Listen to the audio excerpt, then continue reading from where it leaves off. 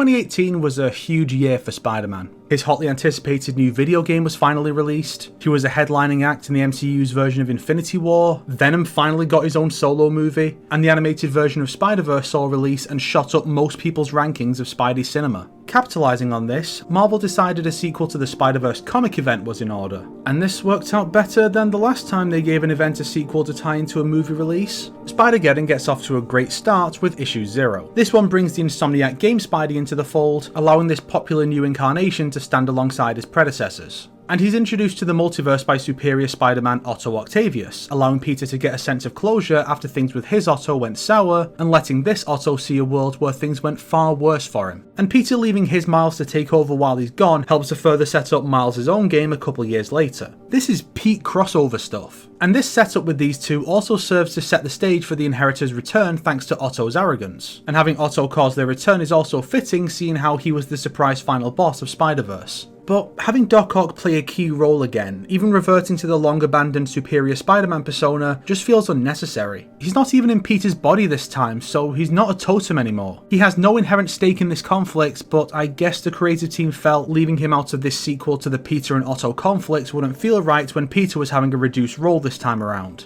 Granted, I like what they did with Otto between the moral conflict and having Insomniac Peter directly challenge Otto after being eager to trust in Otto again after the events of his game. So I can agree to disagree, but did we really need two Octaviuses? The story proper begins with the escape of the Inheritors and the deaths of Noir and even Spidey UK, who is the group's leader in the absence of 616 Peter, since the Captain Britain Corps defends the Omniverse. This raises the stakes compared to last time, especially with 616 Peter being absent. It sets the stage for a new angle on the Spider-Verse narrative, the morality of killing villains. Spider-Verse was a standard plot, having the heroes just collectively decide not to kill the Inheritors because that's how Spidey operates. This time though, the Spideys not killing them last time led to their return and the deaths of more Spideys. And this allows them to have characters who probably wouldn't have chosen this path last time, like Spider-Punk, do so now because they feel responsible. This leads to a more interesting version of the conflict than if it had happened last time, where you'd only have Otto, the assassin Spidey, and maybe a couple others against everyone else. So our two teams are led by Miles and Otto, the two successors of Peter, while Peter is busy distracting Morlun. Miles naturally should be given a big role, seeing how the Spider-Verse movie was going to introduce him to a whole new audience.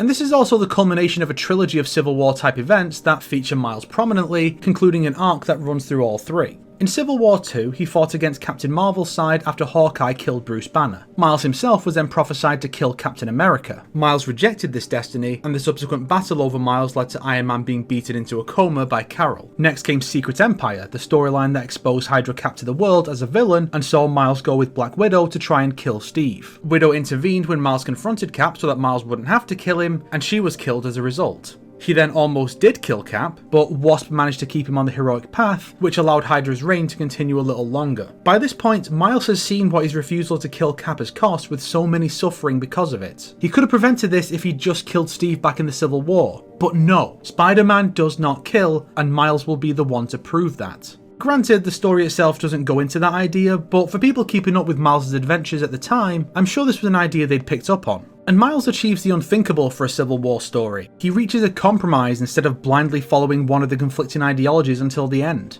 It's not a compromise on the murder subject, but it arguably inspires Otto to find a compromise on that subject at the end of the story. Sadly, that specific conflict only lasts for around a third of the overall event, and I wish it was a speech about this theme that convinced the Enigma Force to make Miles into Captain Universe, but I think he still earned this. Kid's come a long way since Spider-Man. But he and Otto are really the only ones here who've come a long way. Peter, Gwen, Miguel, Jessica, they're bit players at best, relegated to tie-ins or cameos. The focus outside of Miles, Otto and Ben Reilly is on newer or less famous Spideys like Renew Your Vows, Insomniac, Spider-Man and Indian Spidey. Sadly, this is one of those events where you have to read the tie-ins for a complete narrative, going so far as to have one of the new special totems be revealed there, and even having one of the Inheritors die in one of the tie-ins. At least Ben Reilly gets some resolution for that whole being the Jackal phase, since cloning is the key to the Inheritors' immortality, which even Spider-Verse didn't do anything with despite Kane being such a major player there. And Ben and Otto's solution to the Inheritors problem is certainly a unique one that takes advantage of the Inheritors' primary advantage in a creative way.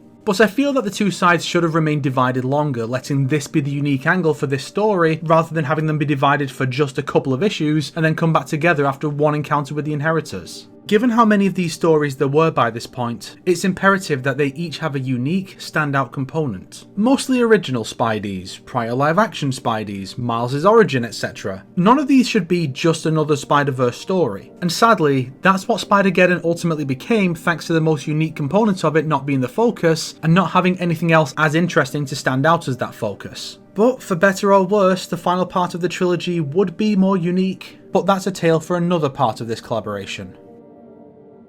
If you liked this video, why not subscribe and support me on Patreon like these fine people here? If not, then make sure to share it with your enemies so they can suffer along with you. Today's recommended video is, did Insomniac make the best Spider-Man game, Spider-Man PS4 review by Godzilla Mendoza? For obvious reasons, right?